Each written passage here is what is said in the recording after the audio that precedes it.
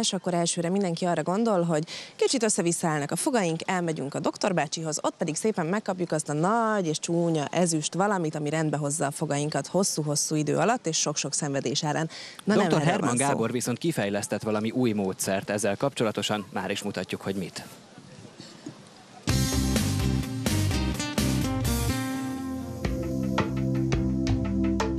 Én azt remélem, hogy most már tényleg néhány héten belül akkor lekerülhet a fogszabályozó készüléket.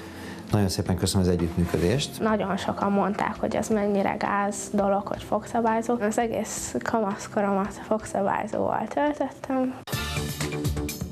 Még mindig sok fiatalnak teher a fogszabályzó. Ennek ellenére hatalmas eredmények érhetőek el, ha a megfelelő időben kezdjük meg a kezelést. Nem is gondolnánk, hogy a fogak állása mi mindennel van kölcsönhatásban. Ezt a rendszert kutatja és használja ki egy új tréning. A modern funkciós fogszabályozás egy olyan definíció, ami a fogszabályozás céljait fogalmazza meg újra, és ez szerint válogatja ki azokat az eszközöket és eljárásokat, amik ezeknek megfelelnek. A szájkörüli funkcióval foglalkozó egyéb speciál területeket is bevonjuk a kezelésbe. Ilyenek a légzésterápia, ilyenek a nyelés és beszéddel kapcsolatos funkciós tréningek, csak úgy, mint a koordináció, az egyensúlyra törekvő és a testtartásra foglalkozó tréningek. Gilingalang, cseng a harang. Jó? Zengjen. Gilingalang, cseng a harang. Beszédtechnika órára is szükség van a kezelés során. A szakember először felméri, korábban mi okozhatta a fogak rendellenes elhelyezkedését, majd a diagnózis felállítása után folyamatos gyakorlással javítanak a már berögzült rossz reflexeken. Az volt a lényeg, hogy itt nagyon-nagyon alulműködött az arcizomzat, a nyelvcsontizomzat, a nyelve, tehát az egész rendszer össze volt esve, és ezt kellett kemény munkájával picit életre kelteni. Természetesen minden kezelésnél fontos az, hogy a páciens együttműködjön, és ennél fogva az mindenképpen lényeges, hogy rá tudjuk őket venni arra, hogy mondjuk otthon gyakorlatokat végezzenek. Vannak, akik ellenállóbbak, de azért többsége élvezi, már csak azért is, mert az a gyakorlatsor, amit összeraktunk, egy vicces és otthon könnyen elsajátítható gyakorlatsor. Ami ez a csodálatos henger, illetve a titka, ezzel a testben lévő feszültségeket tudjuk így eltüntetni. Bár sokan nem gondolnák, de a rossz testtartás és ezáltal a fej és a nyak izmainak helytelen használata is okozhat rendellenességeket a fogsor kialakulásában. Így ezek javításával is célt érhetünk el. Az a tapasztalat, és ezt tudományos tények is alátámasztják, hogy az állkapocs kizületi feszültségek, meg a nyaki feszültségek, azok összefüggésben vannak a lábszárban lévő feszültségekkel. Nézzük meg.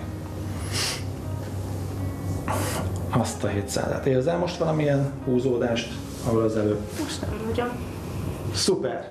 Furcsa volt nagyon, hogy beszédtechnikára kell járnom, tartásjavításra, de így utólag így minden értelmet nyert, hogy miért kell csinálni, és tényleg megérte az egész. Luca esete nem a legegyszerűbb esetek közé tartozik, különösen tekintettel arra, hogy nem csak a foghúzás volt annak idején előjegyezve, hanem a mandulaműtét is, tehát ott a nagyon krónikus, kifejezett szájlégzés miatt, a megduzzadt mandulák miatt már a filológiai műtét is, meg a foghúzások is előjegyzésre kerültek. Egy ilyen páciensnél a nyelv nagyon aktív. Gyakorlatilag a nyelv beékelődött a fogak közé, tehát azzal kellett nagyon sokat foglalkozni. Összességében nagyjából 3 éve tart a kezelés, és most érkeztünk a végére. Korábban foghúzásosnak kinéző esetet meg lehetett oldani foghúzás nélkül, az ajkak és a nyelv már megfelelően működik.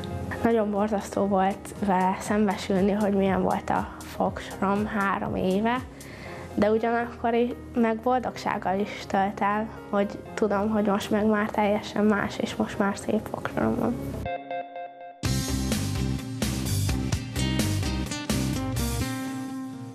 Baracsi Gabi a D-Smile alapítója és az egész módszer egyik fejlesztője, logopédus és beszédtréner a vendégünk, illetve itt van velünk Csíki Ferenc is, aki a rehabilitáció során foglalkozik a páciensekkel. Na de akkor, hogyha már fogszabályozás, azért biztos, hogy van tapasztalatotok azzal kapcsolatosan, hogy milyen a hagyományos fogszabályozási módszer. Miért éreztétek azt, hogy ki kell fejleszteni egy új rendszert? Klasszikusan a logopédus és a fogszabályozó fogorvos együtt dolgozik, de mégsem közösen. Nyelvlökéses nyerésterápiának hívják ezt a módszert, és hát, hogy őszinte legyek, ez egy kicsit idejét múlt. Ahogy fejlődik az orvostudomány, úgy bizony fejleszteni kell a különböző módszereket is. Illetve felfedeztük, bocsánat, a múltat, mert hogy itt egy funkcionális kezelésről, módszerről van szó, aminek az a lényege, hogy a testedben minden funkciónak megvan a helye. Olyan, mint egy tévéstáb.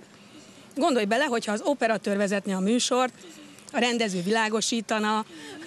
Tehát Egyszer kipróbáljuk majd. Nagyon ügyes kollégáink vannak. Igen, nekünk nagyon jó kollégáink vannak, egyszer kipróbáljuk majd ezt a rendszert is. Mindennek megvan a helye, a testben is. Minden izomnak úgy kell működni, ami az ő dolga. Ráadásul minden összefügg mindennel, mert hogy ugye mondják azt is, hogy a fogakban azért akár a gyomor, akár bármilyen más problémát azt úgy észrevehetjük. Ha valakinek lyukas mondjuk az egyik foga, az lehet, hogy gyomor problémára utal, és vannak még ilyen hasonló Hát, hogy szájlégzésre is utalhat.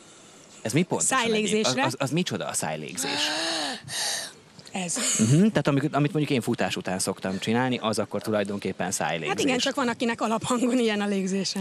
Beszélgessünk akkor egy kicsit a tréningről konkrétan. Hogy kell elképzelni, hogy zajlik egy ilyen foglalkozás, vagy kezelés, vagy minek hívjuk ezt pontosan? Ne is menjünk ennyire elébe, ugyanis nálunk először egy ráébresztő vizsgálat történik, és azt meg is mutatjuk nektek. Igazából, hogyha már azt mondod, hogy ráébresztő vizsgálat, Igen. bocsánat, tehát hogy ugye elmegy az ember fogorvoshoz azzal, hogy szabálytalan a fogsora. Ez innentől kezdve még normális, és aztán nálatok az következik, hogy nem beültetitek egy fogorvosi székbe, hanem felültetitek egy A célunk az tányérra? hogy ráébredjen ő saját maga, hogy esetleg vannak-e olyan területei, amivel úgymond közben probléma lehet. Most azt történik, hogy megkértük arra, hogy erre a balansz és most kérlek szépen, hogy nézz előre, és mondd meg, hogy a nyelved az fönt, középen vagy lent van. Hogy nézze meg most, hogy hol van a nyelve. Akkor próbáld meg föltenni a nyelved. Lehet ez középen, lehet ez lent, de már át is adom a szót. És közben zajlik a és teszt. most ejtsd le a szájfenékre, tehát tedd teljesen le. Tedd föl, és most ejtsd le. Éreztél különbséget? Hát igen, amikor lent volt, akkor sokkal instabilabb voltam. Ennek mi az oka? Hát az, hogy a nyelvnek igazából ott van fönt a helye. Tehát ő neki ott kell dolgozni folyamatosan, attól lesz a fogsorod fogváltáskor megfelelő. A gladiátor nézésed az felejthetetlen volt ezzel kapcsolatosan, tehát olyan szabályosan néztél előre, hogy az valami elképesztő. Na de van egy másik teszt is, ha jól tudom, mert hogy nem csak ebből áll az egész. Igen, ezt megmutatom veled. Jó, persze, menjünk. Ezzel mit lehet kideríteni? Bocsánat. Hát tulajdonképpen a vizsgálatnak az a neve, hogy ráébresztő vizsgálat. Tehát nekünk nem az a célunk, hogy felállítsuk a diagnózist, hiszen azt látjuk, hanem az, hogy te megértsd, hogy mi a gond. Na akkor mi fog köztünk most akkor történni? Mit kell csinálni? Barod, és ne engedd, hogy így összeáll. Jó, oké. Lerakjuk közben a mikrofont. Jó? Szóljál, hogyha mehet. Mehet, persze. Igen, tart. Megnézzük még egyszer, úgy. Elmondod közben nekem, hogy pontosan hogy zajlik? Most, ahogy föl fogja emelni a fejét, megtört a struktúrája.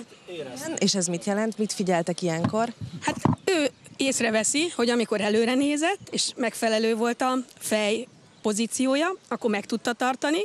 Ahogy betört a struktúra, úgy meg nem. Hát akkor sokkal nehezebb. Ez mit jelent pontosan. most? Én normális vagyok, vagy valami óriási probléma?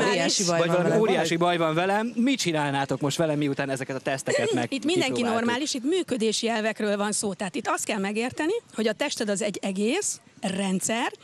Ha valami nem úgy működik, az az egész testen fog jelentkezni. Ezt mindjárt meg is mutatjuk. Van egy nagyon-nagyon egyszerű modell, alapvetően ez egy építészeti modell, de ez a testünk? hogyha úgy tekintünk rá, mint egy testre, akkor mondhatjuk a fapálcikákra, hogy azok a csontok, és a kis gumiszalagokra, megfogod ezt a mikrofont, köszönöm, a szalagokra pedig úgy tekinthetünk, mint az izmokra, a szalagokra, az izmokat burkoló pólyára. És ez az optimális test, ami itt van éppen a kezedben, ez így tökéletesen működik. Arányos és ilyen lehet modell. akkor is, hogyha elmennek hozzátok erre a kis módszerre. Hogyha meghúzom egy picit ezt a vonalat, mutatom a kamera felé, ezt a kis szalagot, akkor az egész rendszer tovább megy, tehát a csontozat, az követi azokat a feszültségeket, amit az izmokban, vagy a kötőszövetben az ember élete során feljön. Mutatok egy másik példát. Amikor ugye így ül valaki, tehát nem kell így nézni és úgy menni előre az utcán, de elég, hogyha ebbe a testtartásban van, a struktúra ugyanúgy megtörik. Ahhoz pedig, hogy ne törjön meg a struktúra, és hogy rendben legyenek a fogaink, a csontjaink, az izületeink, na azért van szükség többek közt erre a módszerre. Köszönjük szépen, hogy megismertettetek velünk ezzel.